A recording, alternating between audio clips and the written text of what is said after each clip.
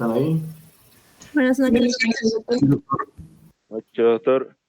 Bueno, no sé qué está pasando, pero no llegamos a 30 personas. He tenido la paciencia suficiente. Son las 7 con casi 10 minutos y no llegamos a 30. Ahorita con la que acaba de entrar somos 28. Entonces esto está mal, porque ¿para qué preparamos una clase si van a aprovechar tan pocos? Entonces voy a hacer una representación al decanato y analizaremos pues esta situación, ¿no? ¿Realmente vale la pena hacer teóricas? Esa es la pregunta. Bueno, muchachos, hay poco interés de su parte y eso en buena onda se los digo. No van a ser buenos médicos si no aprovechan, si no aprenden, si no estudian, si no pasan clases. Entonces, empezaremos sin más que hablar. A ver, Brandon, ¿estas clases se graban? A ver, dime, por favor. Sí, doctor, se están grabando. Bueno, que el mensaje llegue, pues entonces, si se están grabando. Vale la pena que para un curso donde hay, creo que casi 200 inscritos, más o menos, aprovechen 30 personas de una forma virtual, donde tal vez la mayoría ni siquiera está atendiendo. ¿Vale la pena?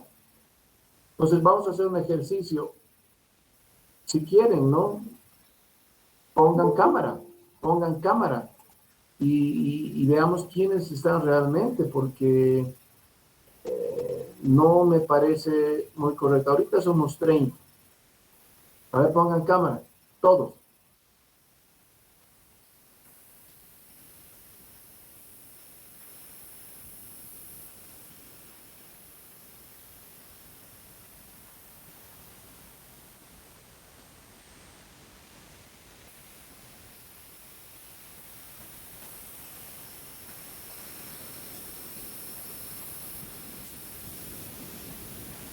Bueno, o los que no han puesto cámara o no han escuchado o solamente están conectados.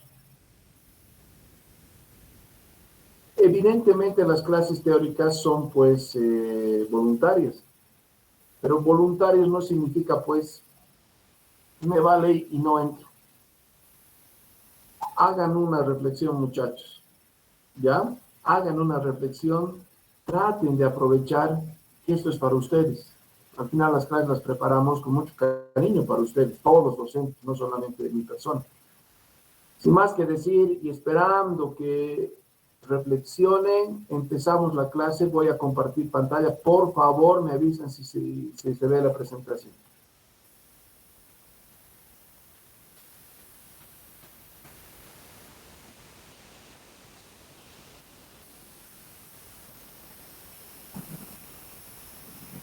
Sí se ve, doctor. Muy bien. Empezamos la clase entonces. Cualquier cosa, si se desconectara algo, me avisan por el WhatsApp.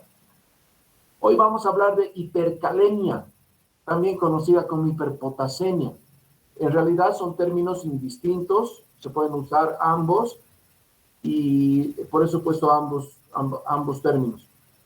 Se refiere a la hipercalemia como un potasio sérico mayor a 5.5 mili equivalentes por litro. Esa es la unidad de medición.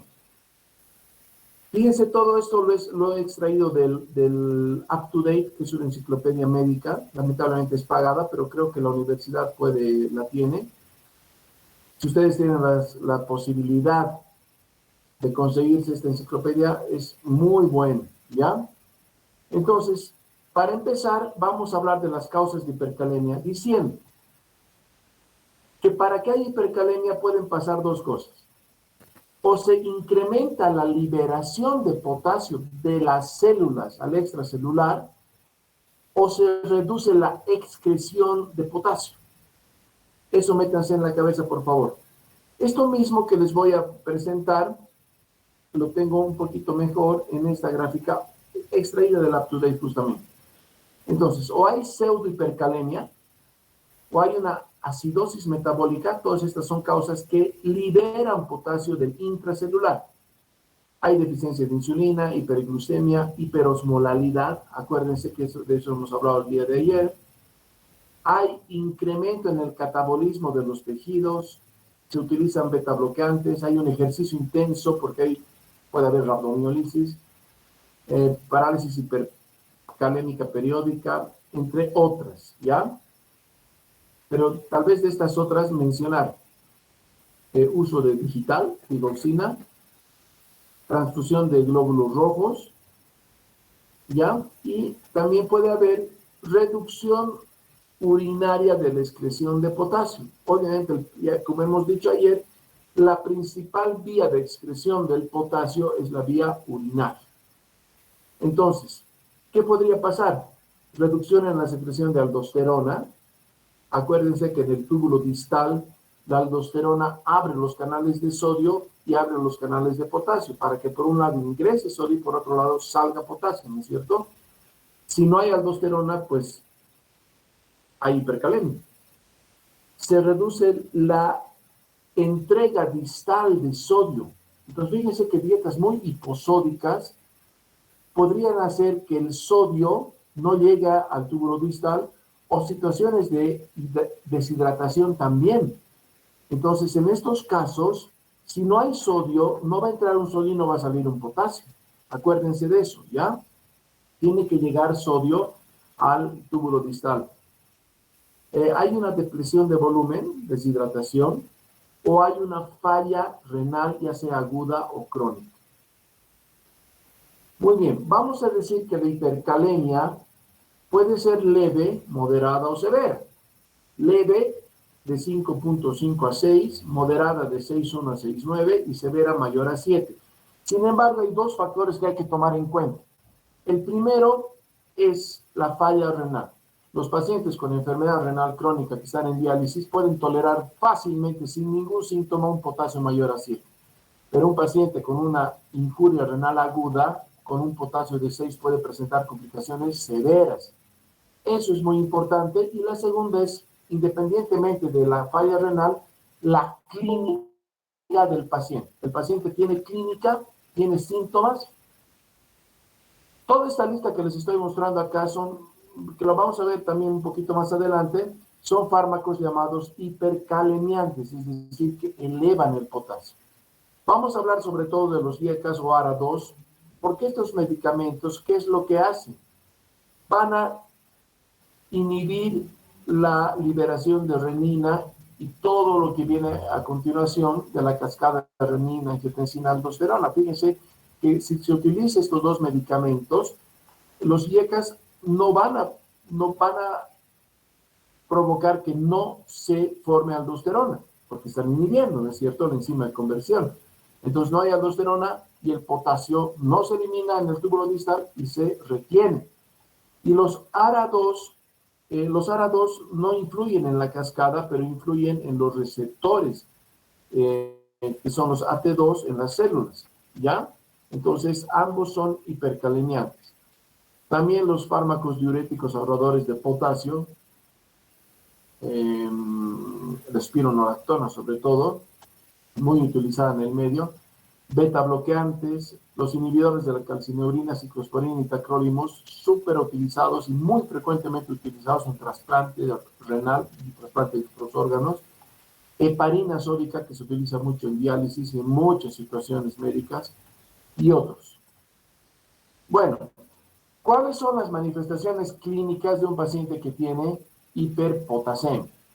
Bueno, no son muchas las manifestaciones clínicas que podemos encontrar, pero sí hay algunas que nos van a dar trastornos de la función neuromuscular. Por ejemplo, debilidad muscular. Tengo pacientes en diálisis que el fin de semana comen mucho y el lunes vienen a su diálisis muy cansados, agotados, con debilidad. Termina la diálisis y mejoran. Es hipercalemia. Los pacientes pueden tener parestesias y pueden tener parálisis flácida. ¿Cuáles son las manifestaciones electrocardiográficas de la hiperpotasemia? Recuerden entonces, hay manifestaciones clínicas que se van a centrar en debilidad y parestesias musculares y hay manifestaciones electrocardiográficas. Estas manifestaciones electrocardiográficas son secundarias a trastornos de la conducción miocárdica. ¿Y cómo se van a manifestar en el electro? Primero, con la presencia de ondas T picudas. Las ondas T normalmente son asimétricas, a ver si siguen el puntero del mouse, vienen así, tardan en elevarse y caen un poquito más rápido, con una punta roma, ¿no es cierto? Pero en el electrocardiograma son como tiendas de campaña, altas, ¿ya? Puede haber intervalos, prolongación del intervalo PR y ensanchamiento del QRS cuando la hipercalemia es severa.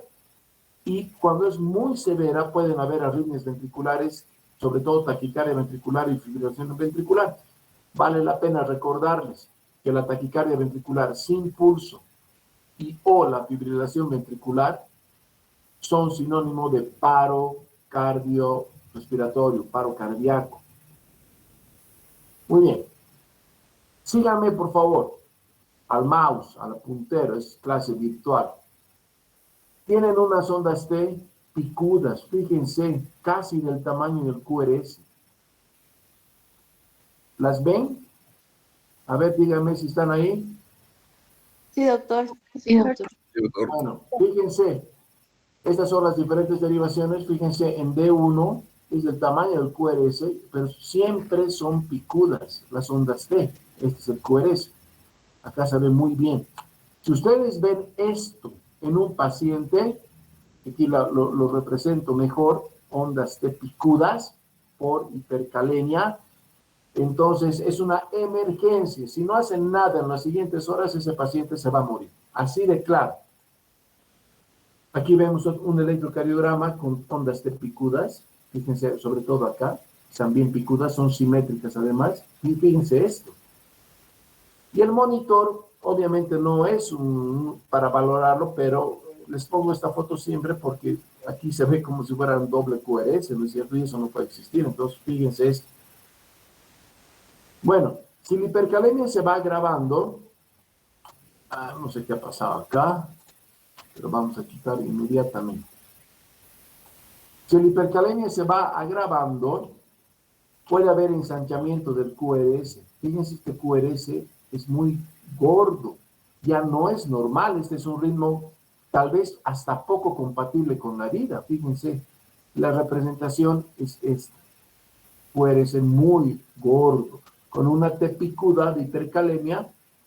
La onda T, obviamente, cuando hay QRS ancho, siempre es opuesta a la S, ¿no? Entonces, fíjense eso. También se ve en el electrocardiograma, en la hipercalemia, algunas imágenes que pueden simular un infarto, es decir, que tengan una elevación del ST. Esa es la misma imagen de un infarto, ¿ya? Pero esto es una alteración, obviamente una alteración gravísima en un paciente con hipercalemia severa. Y lo último, este paciente puede tener una taquicardia ventricular. Fíjense, ya no hay, ya solo se ven estos QRS anchos. Tum, tum, tum, tum, tum, tum, tum, tum. Fíjense que este electrocardiograma, si se presentara en un paciente que no tuviera pulso, estamos hablando de un paro cardiorrespiratorio. ¿Ya? Bueno, seguimos adelante. ¿Cómo vamos a tratar la hipercalemia? Mucho se habla de la hipercalemia. ¿Recuerdan ayer la primera diapositiva que les mostraba donde decía el potasio ingresa al organismo por la boca o por la vena si es que es un paciente hospitalizado y nosotros como médicos hemos prescrito potasio para reponer posiblemente una hipocalemia, pero nos podemos pasar al otro lado? ¿Qué pasa en pacientes que comen muchos alimentos con potasio? Pues se les puede subir el potasio. ¿Qué alimentos tienen potasio? Entonces aquí les pongo estas dos imágenes para que más o menos sepan qué tienen que decirle a un paciente con hipercalemia, sobre todo en hipercalemias crónicas. El potasio se encuentra en las frutas. Fíjense acá, plátano, guayaba, champiñones, melón o sandía, papaya, kiwi, fresas, durazno. Y los cítricos también, todas las frutas tienen mucho potasio. Fíjense el aguacate o palta. También tienen mucho potasio las verduras. Fíjense acá, arvejitas, coliflor, habitas, perejil, ¿no es cierto? Entonces hay un secretito que tenemos que decirles a los pacientes, espinacas. Toda verdura que se haga cocer y llegue a un punto de ebullición, si se elimina el agua donde ha cocido la verdura y se vuelve a hacer cocer en otra agua, posiblemente el nivel de potasio baje considerablemente. Por eso la recomendación de dieta en pacientes con hipercalemia es consumir poco o no consumir frutas, sobre todo las que más potasio tienen, que son los plátanos, los melones, los cítricos, ¿ya? No consumir, prohibido alimentos o frutos secos, como las almendras, fíjense, aquí hay las pasas de cualquier de los dos colores, nueces, pistachos, etcétera, etcétera, etcétera, ¿ya? Entonces, por favor, que eso les quede claro. Estos son los alimentos ricos en potasio. Debemos suspender como parte de un tratamiento inicial toda medicación que puede aumentar el potasio en sangre. Y aquí les traigo una lista, sobre todo de los IECAS y ARA2. IECAS, por ejemplo, enalapril, lisinopril, captopril. ARA2, losartán, candesartán, olmesartán, telmisartán, valsartán, etc. Hay varios. La heparina. Los AINES también producen hipercalemia, diclofenaco, ibuprofeno. Los suplementos de potasio, muchos pacientes, sobre todo con insuficiencia cardíaca, porque les dan diurético, que el diurético hace perder potasio, ¿no es cierto? Les dan suplementos de potasio. Pero, ¿qué pasa si el paciente recibe un IECA, recibe una espironolactona, recibe más suplementos de potasio? Puede hacer hipercalemia. Los inhibidores de la calcineurina, ciclosporina, dacrónimos, entre otros, ¿ya?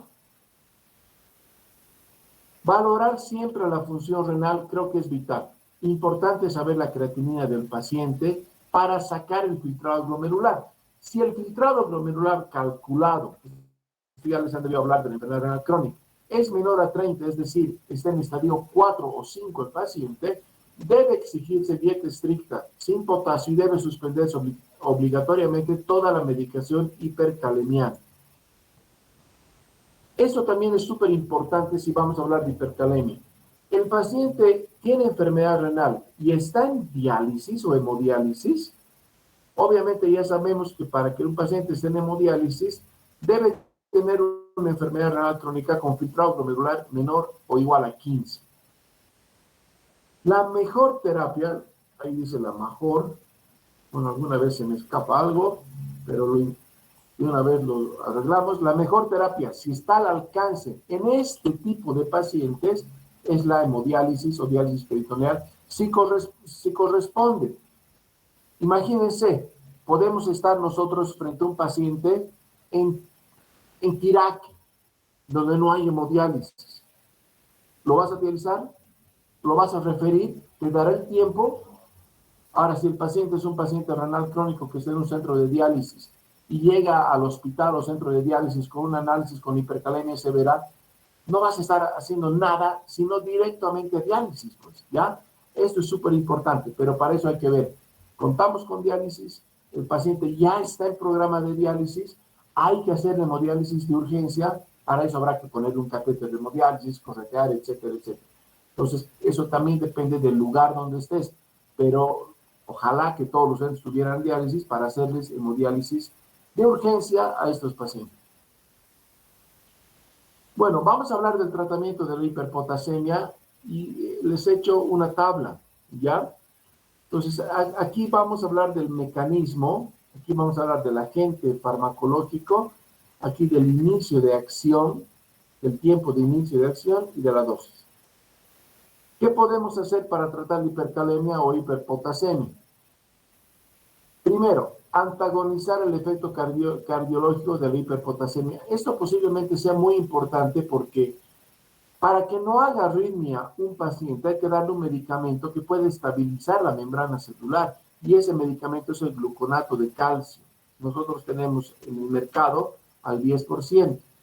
Fíjense que en menos de 5 minutos ya ha hecho efecto este medicamento, ¿ya? Y se da, puede ser 10 ml en 2 a 3 minutos y se puede repetir cada 5, cada 10 minutos. Obviamente, si el paciente está en malas condiciones. También podemos promover la entrada de potasio al intracelular y para eso podemos utilizar insulina más glucosa o solo glucosa pura, ya mete potasio, pero generalmente se utiliza lo que se llama la solución que baja el potasio, ¿ya? Entonces, acá empieza a actuar en 10 a 30 minutos, fíjense qué rápido, y se puede poner, más o menos en la práctica clínica, puedes poner 10 unidades de insulina a un frasco de dextrosa al 5% que tiene en 1000 ml 50 gramos, porque 5% en 100 ml son 5 gramos, si tiene 1000 son 50 gramos, ¿no es cierto? En infusión continua. También se puede utilizar salbutamol. El salbutamol se puede dar por vía oral, por vía intravenosa o en nebulización. Han debido ver nebulizaciones alguna vez, les voy a mostrar algunos ejemplos. También va a meter potasio a la célula el bicarbonato de sodio, que va a tardar un poco más en actuar, pero se puede ir repitiendo. Entonces, damos un medicamento que antagoniza el efecto y estabiliza la membrana. Vamos a dar medicamentos que promueven la entrada de potasio al intracelular, que son insulina, glucosa, salbutamol, bicarbonato de sodio. O vamos a favorecer la salida de potasio del organismo. ¿Por dónde va a salir el potasio? Por la orina o por las heces. Entonces, en ese caso, se pueden utilizar resinas de intercambio catiónico, que son medicamentos que son poco conocidos en Bolivia, fíjense, ¿ya? Para que estas resinas agarren el potasio dentro de la luz intestinal y lo eliminen con las heces, o vas a dar diuréticos de asa, como la furosemida, para que ese potasio se vaya con la orina. Ojo acá, si el paciente es renal crónico y no orina, no tiene diuresis, no sirve de nada darle furosemida, ¿no es cierto? O en pacientes donde la hipercalemia es grave, hay que hacerles hemodiálisis directamente. Pues vamos a ir desglosando. Si el paciente tuviera una hiperpotasemia leve, hemos dicho de 5 a 6, se pueden utilizar diuréticos por vía oral o estas famosas resinas de intercambio catiónico, en inglés Ion Exchange Resin, ¿no es cierto? O también se podrían poner estos medicamentos en enema. Y si no tuviéramos nada y estamos en un lugar lejano, puedes poner solamente un enema, cualquier enema, y obviamente con la salida de las heces ya va a bajar el potasio. Es una medida, digamos, de extrema salvación. A esto vale la pena decirles que vale la pena comentar una diapositiva que venía de China, donde para tratamiento de la hipercalemia había un señor sentado en una taza de baño y decía chino dializando, ¿me entiende? Porque le habían puesto enema para bajar el potasio. O sea, es más o menos, es una forma de perder potasio. Se puede hacer eso, poner enemas a repetición para que baje el potasio de un paciente. Y se puede utilizar furosemida, diuréticos de ácido. Cuando la hiperpotasemia es moderada y no hay alteraciones en el electrocardiograma, que es 6 o de 6 a 6.9 o menor a 7, se puede utilizar glucosa más insulina, en la dosis que les he dicho. Se puede utilizar salbutamol en nebulización o en inhalación. Este es el famoso salbutamol en inhalador. Ustedes ponen este aparatito en la boca, le dan al botoncito de aquí arriba y, ¿no es cierto? Y esperan 20 segundos. O se puede poner en un nebulizador un poquito de suero, salbutamol en gotas y hacerle respirar al paciente. Fíjense que el paciente que está nebulizado. O se puede utilizar bicarbonato de sodio intravenoso. Si la hiperpotasemia es grave, es decir, el potasio es mayor a 7, o no importa la cifra, hubiera alteración en el electrocardiograma, es urgente, es obligatorio utilizar gluconato de calcio glucosa más insulina, bicarbonato, salbutamol en nebulización o intravenoso, diuréticos, enemas y diálisis en caso de oliguria o insuficiencia renal severa. Fíjense este algoritmo para el tratamiento del potasio que también lo he extraído del UpToDate. Entonces lo vamos a ir desglosando ya para acabar con esta clase. Espero que me hagan preguntas al final porque este es un tema vital en la formación de cualquier médico. Entonces, vamos a tener acá lo siguiente. ¿Tiene el paciente manifestaciones de hipercalemia, por lo menos una, temblores musculares, parálisis, o tiene con trastornos de la conducción cardíaca, es decir, este paciente ya se ha hecho un electrocardiograma? Si la respuesta es no y el potasio es mayor a 6.5, hay que hacer esto. El potasio es mayor a 5.5, tiene ese paciente enfermedad renal, ese paciente ha tenido o ha presentado rabdomiólisis, una injuria por aplastamiento, síndrome de lisis tumular, o ha tenido reabsorción de potasio, por ejemplo, un sangrado intestinal, ¿ya? Vamos a volver acá. El paciente tiene clínica o tiene anormalidades electrocardiográficas. Si la respuesta fuera sí, entonces estamos hablando de una emergencia hipercalémica. Acuérdense de esto. ¿Y qué es lo que tenemos que dar? Calcio intravenoso. Hipercalemia severa con síntomas o con alteraciones electrocardiográficas, calcio intravenoso. Después puedes dar insulina con glucosa y puedes dar otras cosas, por ejemplo, salbutamol, etc. Pero si el paciente no orina o tiene insuficiencia renal, tienes que hacer una terapia que pueda remover potasio como la hemodiálisis, ¿ya? O utilizar diuréticos, dependiendo de la función renal. Y si el paciente es un renal crónico, ¿tiene diuresis conservada o no? Bueno, vamos por este lado entonces. Si el paciente no tiene clínica, no tiene alteraciones electrocardiográficas, pero tiene un potasio alto, si tiene un potasio alto, aunque no tenga síntomas, nos vamos a la emergencia hipercalémica, ¿ya? Si el paciente no tiene un potasio alto, vemos estas otras opciones. ¿Qué clínica, qué antecedente ha tenido el paciente? Si el paciente tiene un potasio más de 5.5 o tiene una falla renal severa o ha tenido alguna de estas situaciones, también es una emergencia, ¿ya? Y si el paciente no ha tenido nada de esto, nos preguntamos, el paciente no tiene clínica, no tiene un potasio mayor a 6.5, pero el potasio es mayor a 5.5 y nos vamos a la siguiente diapositiva, que es esta, ¿ya? Aquí nos preguntamos, ¿tiene un potasio mayor a 5.5? ¿El paciente tiene enfermedad renal crónica o tiene oliguria, ESKDs,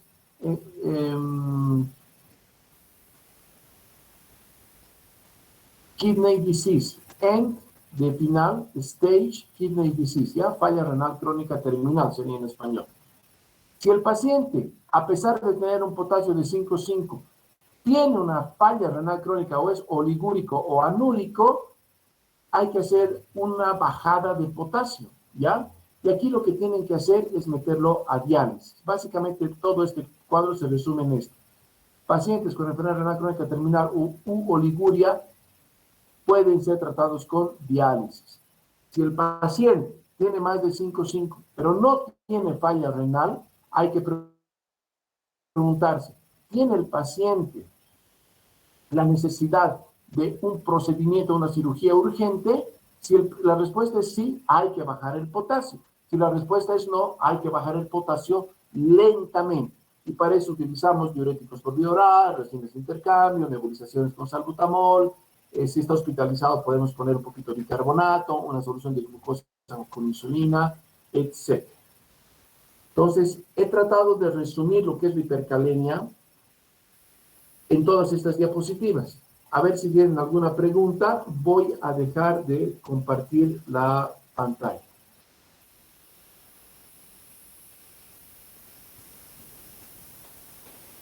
Si alguno de ustedes tiene algún comentario, pregunta, duda, quiere que le aclare algo, este es el momento.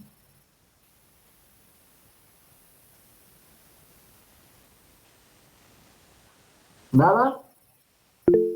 Doctor, buenas noches. Una Bueno, pregunta. adelante. Doctor, ¿los cambios electrocardiográficos se van a manifestar con qué niveles de hipopotasemia? Digo, de hipercalemia.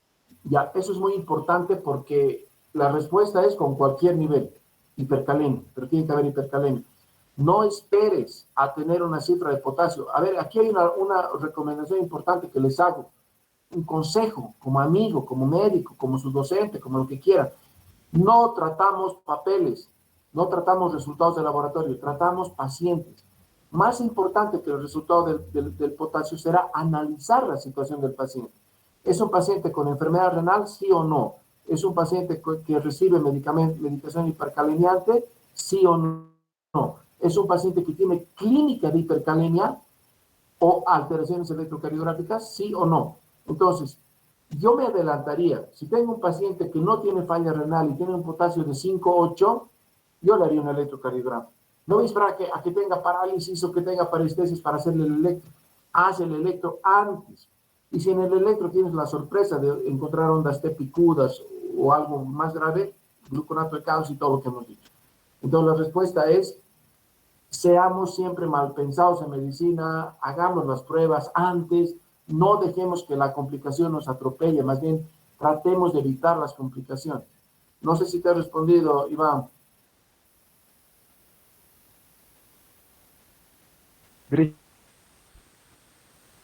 Alguien estaba levantando la mano, adelante. Buenas noches, doctor. Mi pregunta es, ¿a qué complicaciones se podría llegar con una hipercalemia? Bueno, la respuesta es la mayor complicación es la muerte, porque un paciente con hipercalemia no tratada, no evaluada y no tratada, va a ser una arritmia cardíaca y puede ser una arritmia cardíaca maligna, ¿no? Hemos hablado de taquicardia ventricular, fibrilación ventricular, pero la complicación más severa es la muerte por una arritmia cardíaca. Es muy importante, por eso les digo que este tema es súper importante. Pero es buena pregunta, o sea, hay que repetir 100 veces esto. ¿Algo más?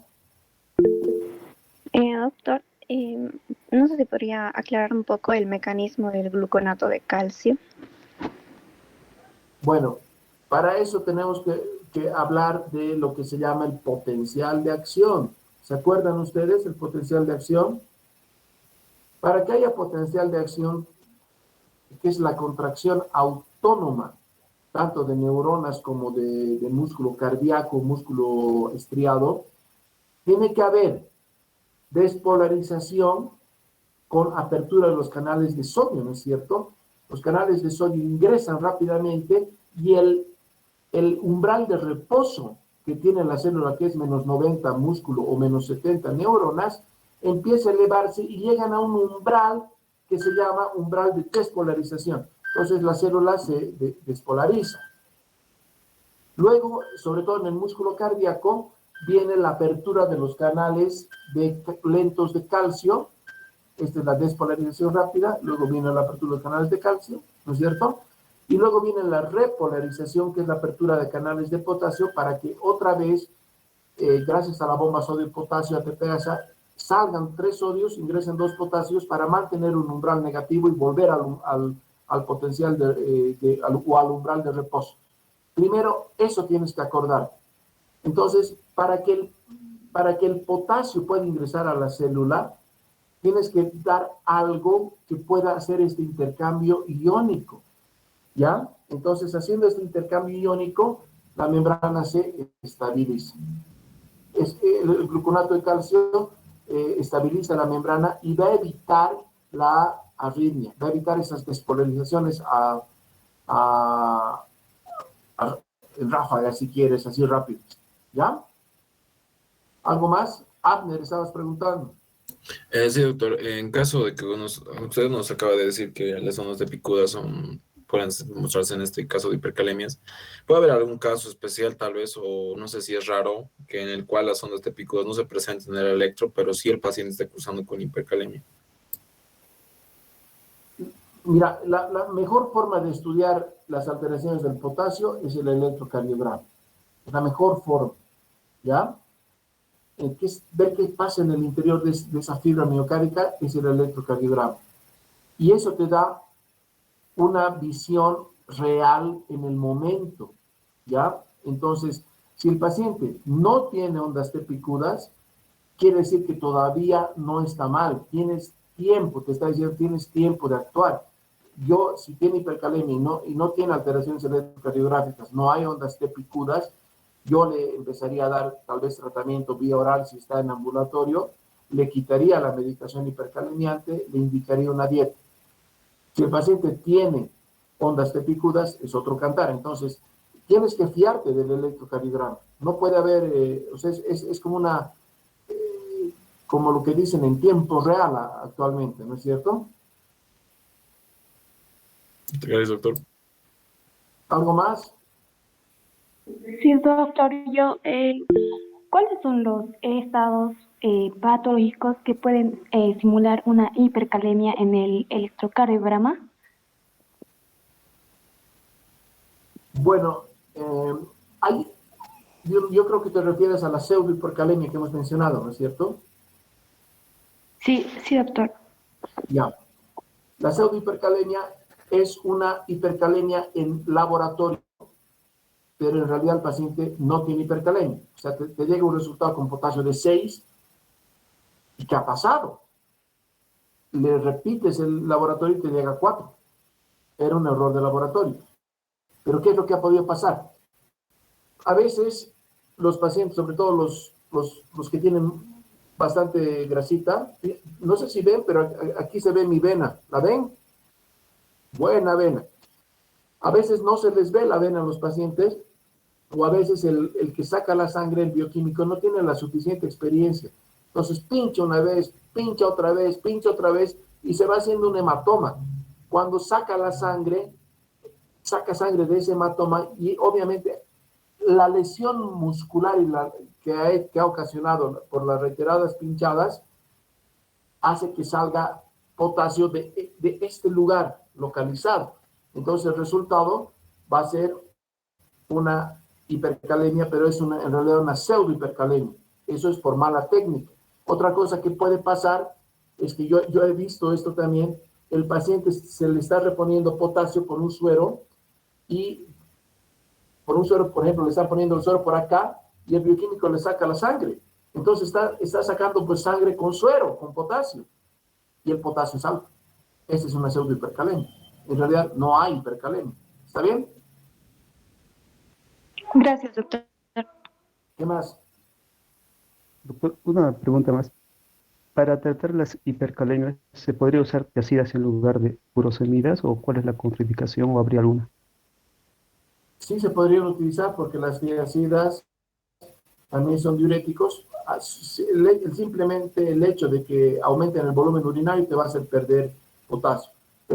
Pero no son mejores que los diuréticos de ASA. ¿Por qué? Porque los diuréticos de ASA actúan en el correceptor sodio-potasio 2-cloros, ¿no es cierto? Entonces, obviamente, son mejores para tratar las hipercalemias. Las tiazidas actúan en el túbulo distal, en el receptor cloro-sodio solamente. Entonces, más te hacen perder sodio que potasio. Si tienen hipercalemia, olvídense de las tiazidas, salvo que no tengan otra opción, es una alternativa, pero mucho mejor la furosemida, los diuréticos de ASA. Doctor, buenas noches. Adelante. Disculpe, con respecto a esta última pregunta de la furosemida, ¿hay una indicación prácticamente para administrarles en bola a los pacientes para administrarles la furosemida o por dosis kilopeso o directamente cuando es emergencia le administramos? Cuando es emergencia la tienes que administrar sí o sí, y lo que tienes que hacer es ponerle una ampolla de furosemida. No te vas a arrepentir, eso es súper importante. También depende la dosis de la furosemida de la función renal. Pregunten antes de utilizar furosemida. ¿Es un paciente con enfermedad renal? Sí. ¿Orina? No orina, doctor, hace 5 años estoy en diálisis. No le pones furosemida, pues vas a perder el tiempo, ¿no es cierto? Entonces, la dosis depende. Ahora, si el paciente tiene diuresis, aunque sea poquito, la dosis de furosemida, y tiene falla renal, la dosis de furosemida tiene que ser más alta. No hay una dosis estándar. Entonces, si es una urgencia, hay alteraciones electrocardiográficas, si el paciente está con buena presión, le das una ampolla de furosemida. Ojo, si el paciente está hipotenso, está deshidratado, hemos dicho que en situaciones de deshidratación no le llega sodio al túbulo distal, va a haber hipercalemia. Si tú le das furosemida en ese momento, primero vas a bajar la presión y le estás haciendo un daño al paciente. El paciente debe estar hidratado, bien hidratado, o mejor si está con edemas, para utilizar con más confianza la furosemida. ¿Qué más? Está bien, doctor. Y en caso de miocardiopatía dilatada tenga el paciente, tenemos que tener cuidado con la dosis de carga que le vamos a dar de furosemida. ¿Va a disminuir en sí esto? Si la presión es buena, le das una dosis buena de furosemida. Más bien te lo va a agradecer el paciente, porque si tiene una miocardiopatía dilatada va a estar congestivo, ¿no es cierto? Va a estar disneico, etc. Pues le das nomás. Lo que hay que ver en este paciente con insuficiencia cardíaca y con todos los pacientes con insuficiencia cardíaca es que no reciban espironolactona y a la vez un IECA y a la vez un betabloqueante, que es el tratamiento básico de la insuficiencia cardíaca, recuerden. Espironolactona para disminuir la fibrosis, carvedilol, que es un betabloqueante, y un IECA, ¿no? Para mejorar la remodelación cardíaca. Entonces, es el tratamiento básico de una insuficiencia cardíaca, pero fíjense que los 3 fármacos son hiperkalemiantes. ¿Qué más? Ya, creo que nada más. Aprovechen, muchachos, te los digo de corazón. A mí nadie me dijo en la facultad de esto, y tal vez si alguien me hubiera incentivado a asistir a las clases, lo hubiera hecho más. Yo fui estudiante y claro, es muy tentador estar va a empezar la clase, pero oye, mejor vamos a comer un pollito, ¿no ve? Bueno, estas son clases virtuales, pero también están en tu casa, prefieres cenar a entrar a la clase. Es que medicina es sacrificio, muchachos. Y es mucho tema, hay harto que aprender. Sacrifíquense, pues les va a ayudar en el futuro en su formación. Mañana a las 7 nos vemos, vamos a hablar de alteraciones del calcio y del fósforo. Y el viernes acabamos conmigo con alteraciones ácido-base. Buenas noches. Buenas noches, doctor. Gracias. Permiso, Gracias, doctor. Gracias, doctor. doctor. Chao, chao.